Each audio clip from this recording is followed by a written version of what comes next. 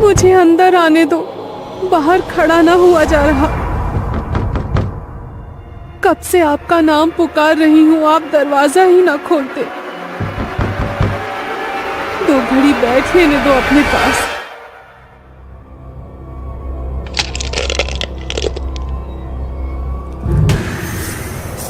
इस कहानी की लेखिका है सोनिया सैनी।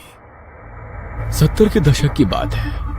उस दशक में गर्मी के मौसम में अक्सर ही घर के मर्द आंगन में बिस्तर लगाया करते थे, लेकिन जैसे ही मौसम करवट लेता, आंगन और छत दिन ढलते ही सुन पड़ जाते।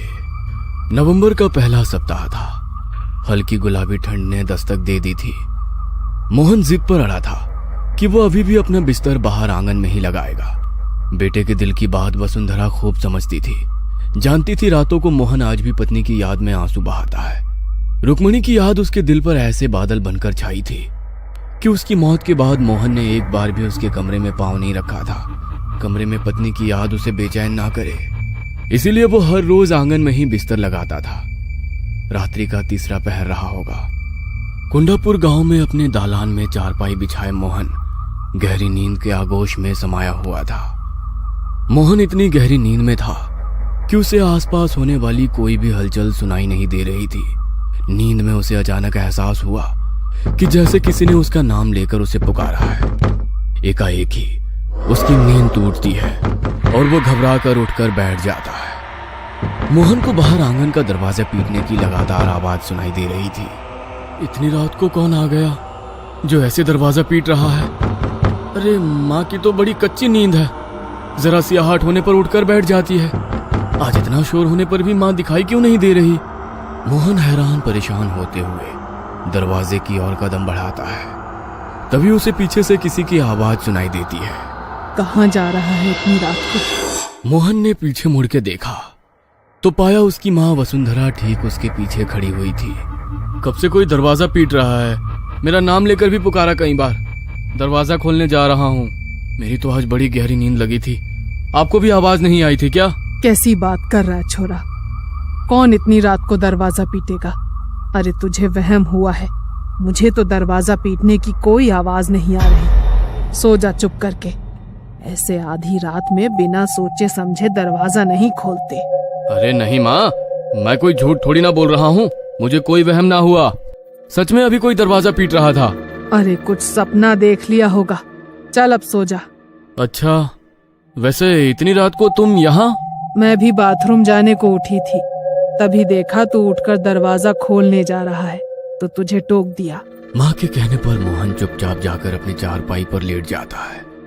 लेकिन अब जैसे नींद उसकी आंखों से कोसों दूर चली गई थी।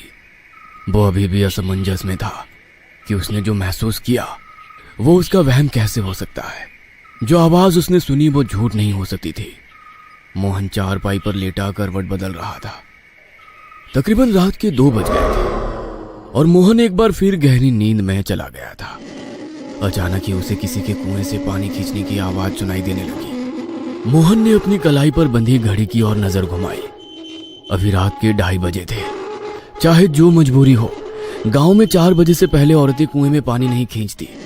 फिर ऐसी आधी रात को कुएं पर कौन हो सकता है? एक बार फिर मोहन अपनी चारपाई से उठ खड़ा हुआ और धीमे कदमों से आंगन के दरवाजे के पास पहुंचा। कौन है बाहर? मोहन के इतना कहते ही कुएं से रस्सी खींचने की आवाज बंद हो जाती है और उसे किसी औरत के सिसकने की आवाज सुनाई देने लगती है। मुझे अंदर आने दो, बाहर खड़ा ना हुआ जा रहा। कब से आपका नाम पुकार रही हूँ, आप दरवाजा ही ना खोलते। 2 घड़ी बैठ लेने दो अपने पास। किसी औरत की करुणा से भरी आवाज सुनकर मोहन दरवाजा खोल देता है। देखता है कि सामने लाल घूंघट ओढ़े एक स्त्री खड़ी हुई है। मोहन उसे लाकर अपनी चारपाई पर बैठाता है। आप भी मुझे पहचानने में गलती कर गई जी। इतनी जल्दी भूल गए क्या मुझे? मैंने आपको कितना पुकारा लेकिन आप सुनते ही नहीं। रुक्मणी, तू है क्या? घूंघट हटा, दिखा मुझे। ये तू ही है ना? मैं तेरी आवाज पहचानने में धोखा नहीं कर सकता। नहीं, ऐसे नहीं दिखा सकती आपको, थोड़ा इंतजार करना होगा। अच्छा एक बात बताओ, मेरी याद आती है या नहीं? तेरे बिना तो ये घर घर ही नहीं लगता रे। तू क्यों चली गई मुझे छोड़कर? धत, मैं ना मानती। जो मुझे याद करते तो अकेले कैसे रह लेते? बोलो, साबित करोगे अपना प्रेम? हाँ हाँ बता, क्या करना होगा? अमावस्या की रात मैं आऊंगी तुम्हें लेने। अगर प्यार करते हो तो मेरे साथ चलना होगा। बोलो, चलोगे ना? अभी मेरा जाने का समय हो गया है, मुझे चलना होगा। नहीं, मुझे छोड़कर मत जाओ। मैं तुम्हारे बिना नहीं रह सकता। मेरे पास बैठो ना कुछ देर। ठीक है, मैं वादा करती हूँ, फिर तुमसे मिलने आऊंगी। बस किसी से कुछ कहना नहीं। जब से रुक्मणी ने मोहन से वादा किया था, मोहन हर रात जाग कर बिता रहा था, क्योंकि वो रुक्मणी से मिलने का मौका खोना नहीं चाहता था। तीसरी रात को तकरीबन 2 बजे फिर से उसके दरवाजे पर दस्तक होती है। मोहन समझ गया था कि वो रुक्मणी ही है, इसलिए वो लपक कर दरवाजा खोल देता है। रुक्मणी अंदर आती है और मोहन के साथ बैठकर बातें करने लगती है। पता नहीं आज बार बार क्यों नींद उचट रही है। एक बार जाकर मोहन को देख आती हूँ। पता नहीं क्या हो गया इस लड़के को। जब से वो रुक्मणी गई है, ना तो किसी से बात करता है, ना रातों को सोता है। मेरा तो बड़ा जी घबराता है उसके बारे में सोच सोच कर। मोहन की माँ बाहर आंगन की तरफ आती है तो देखती है कि मोहन चारपाई पर बैठा हुआ है। चारपाई के थोड़ा और करीब आने पर वसुंधरा देखती है कि दिन भर एक भी शब्द अपने मुंह से ना निकालने वाला मोहन आंगन में लगे खाली झूले की ओर मुंह करके जाने क्या बड़बड़ा रहा है, और झूला भी लगातार हिल रहा है। मोहन, यहाँ अकेले में बैठा क्या बड़बड़ा रहा है बेटा? चल अंदर चल, ठंड बढ़ रही है, यहाँ तबीयत खराब हो जाएगी। माँ, मैं अकेले नहीं था, वो रुक्मणी है ना यहाँ, उसके साथ बातें करते रात बड़े आराम से कट जाती है। क्या? रुक्मणी? कहाँ है रुक्मणी? वसुंधरा के इतना कहते ही हिलता हुआ झूला अचानक से रुक जाता है। लो, चली गई। उसे तुम्हारा यहाँ आना अच्छा नहीं लगा, तुम्हें गुस्से से देख रही थी। बेटे के मुंह से ऐसी बातें सुनने के बाद वसुंधरा के पैरों तले से जैसे जमीन खिसक गई थी। किसी तरह अपने आप को संभालते वो अंदर गई और जाकर अपने पति को जगाने लगी। अरे मोहन के बापू, अरे उठो। मैं कहती थी छोरे को अकेले बाहर आंगन में मत सोने दो, लेकिन आप लोगों ने मेरी एक बात पर भी गौर ना किया। अरे कुछ पता भी है क्या चल रहा है आपके छोरे के साथ? अरे भाग्यवान, क्या हो गया? क्यों आधी रात को शोर मचा रही हो?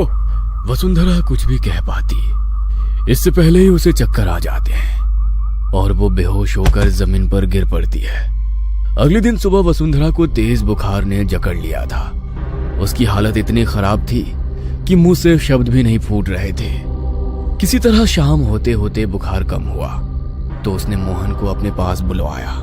मोहन, आज के बाद तू बाहर आंगन में नहीं सोएगा, और मैंने पहले भी कहा है, तू हनुमान चालीसा का पाठ किया कर बेटा। तू सच सच बता छोरा, क्या सच में तुझे वो रुक्मणी दिखाई देती है? माँ, जीते जी तूने उसे चैन से रहने ना दिया, अब मरने के बाद तो उसे चैन लेने दे। और मैं बता रहा हूँ, अगर मेरे और रुक्मणी के बीच में आप लोग आए ना तो अच्छा ना होगा। वैसे भी बस 1 हफ्ते की बात है, उसके बाद मैं यहाँ नहीं रहने वाला। क्यों? कहाँ जा रहा है? तू बावला तो नहीं हो गया है? जा रहा हूँ अपनी रुक्मणी के साथ। वैसे भी मेरा मन नहीं लगता अब इस घर में, जहाँ वो रहेगी मैं भी वहीं रहूंगा। होश में आ छोरा, लुगाई के गम में बावला हो गया है क्या? कुछ होश है तुझे? क्या कह रहा है? अरे मर चुकी है रुक्मणी, और मरे हुए के साथ मरा नहीं जाता। अब वो तेरी लुगाई नहीं, एक प्रेत है। खबरदार, जो मेरी रुक्मणी के लिए कुछ कहा तो। अचानक ही मोहन की आंखें सफेद हुई और उसका चेहरा बदला बदला सा लगने लगा। दोहरी सी आवाज में उसने कहा, जब ये मेरे साथ जाना चाहता है तो तू बीच में क्यों आ रहा है? दूर रह वरना पछताएगा। मोहन का ये रूप देखकर घर में सभी सदमे में आ गए थे। उसके बाद किसी की भी मोहन से एक भी शब्द कहने की हिम्मत ना हुई। कुछ देर बाद मोहन थोड़ा सामान्य हो गया था, लेकिन उसके चेहरे पर एक अजीब सी बेचैनी दिखाई पड़ रही थी। अगले 2 दिनों तक मोहन ने ना किसी से बात की, ना ही कुछ खाया पिया। बस बेचैनी में वो हर समय अपनी उंगलियां आपस में रगड़कर अपने कमरे में चहलकदमी करता रहता और रात में सबके सोने के बाद आंगन में अपनी चारपाई लगा लेता। छोरे के रंग ढंग देख रहे हैं जी आप? अरे पूरी तरह से उसके बस में हो गया है। अरे लगता ही नहीं है कि हमारा छोरा है ये।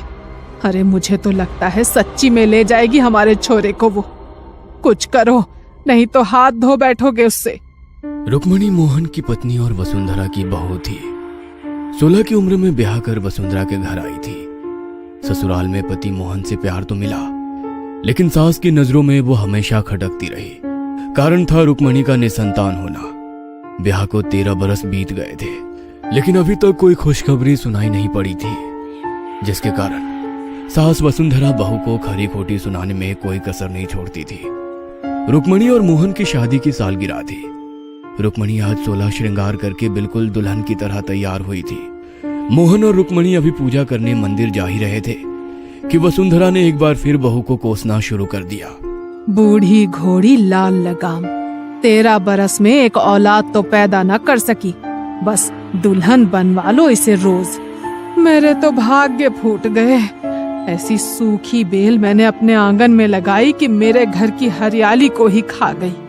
अरे ऐसी कौन सी खुशी दे दी तूने ब्याह करके जो तेरी सालगिरह मनाऊं मैं? दुल्हन बनी घूम रही है मनहूस कहीं की। अरे मैं तो कब से कह रही हूँ दूसरी शादी करके अपनी वंश बेला आगे बढ़ा ले, लेकिन ये छोरा तो जैसे लुगाई के बस में हो गया हो पूरा। मैं तो कहती हूँ मर भी जाती ना तो भी मेरा पीछा छूटता। दूसरी बहू लाती तो कम से कम बच्चों की किलकारी तो सुनने को मिलती। तेरे जीते जी तो ये छोरा मानेगा नहीं दूसरे ब्याह को। सास का कहा एक एक शब्द आज रुक्मणी के सीने को छलनी कर रहा था। उस पर भी मोहन की चुप्पी उसके सब्र का इम्तिहान ले रही थी।